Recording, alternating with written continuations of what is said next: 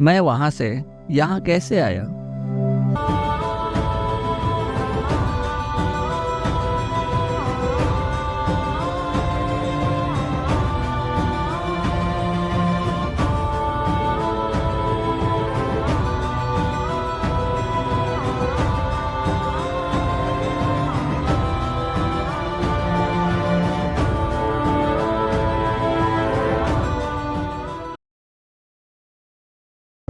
हमें अपने शरीरी मित्रों से संभवतः यही प्रश्न सबसे अधिक सुनने को मिलता है कि मैं जो पाना चाहता हूँ उसे पाने में इतना लंबा समय क्यों लग रहा है। इसका कारण यह नहीं कि आप में यथेष्ट इच्छा नहीं है। इसका कारण यह नहीं कि आप यथेष्ट बुद्धिमान नहीं है। इसका कारण यह नहीं कि आप इसकी पात्रता नहीं रखते। इसका कारण यह नहीं कि भाग्य आपके विरोध में है। इसका कारण यह नहीं कि आपका उपहार पहले ही कोई और ले गया है।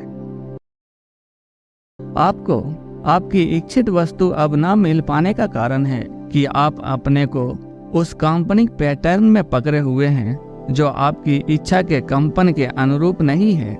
हमेशा केवल यही एक कारण होता है।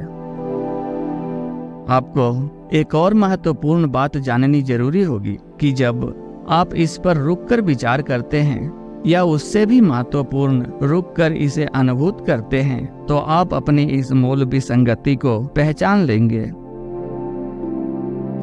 तो अब आपको केवल यह करना है कि आप सावधानी सहित धीरे धीरे अपने उन प्रतिरोधी विचारों का त्याग करें जो इसकी अस्वीकृति का एकमात्र कारण है।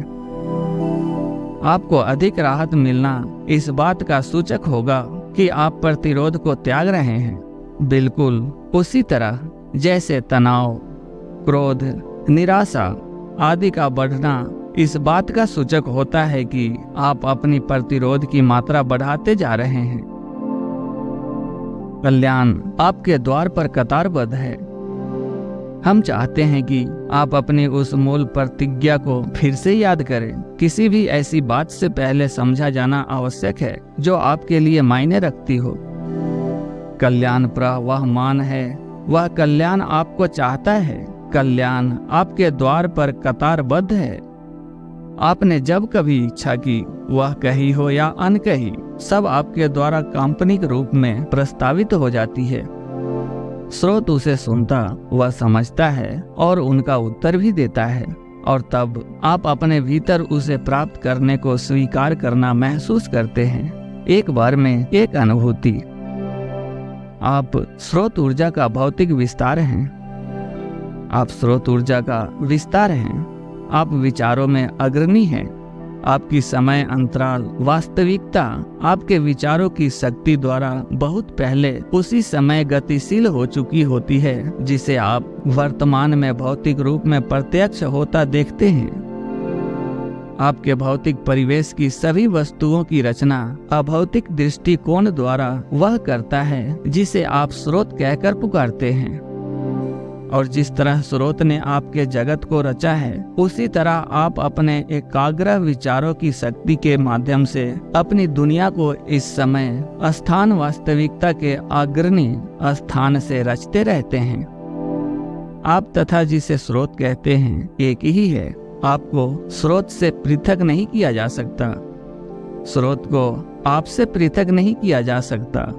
आपके बारे में विचार करना स्रोत के बारे में विचार करना है।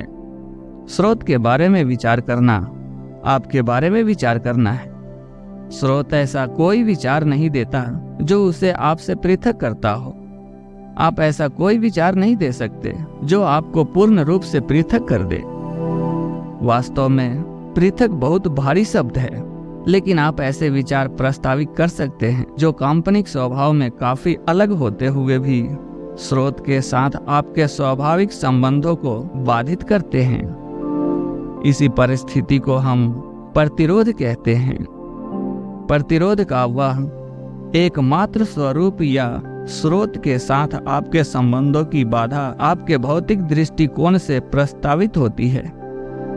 स्रोत आपके लिए पूर्ण रूप से सदैव उपलब्ध रहता है और निरंतर आपका कल्याण करता रहता है और अधिकांशतः आप इस कल्याण को स्वीकार कर लेते हैं, लेकिन कई बार आप ऐसा नहीं भी करते।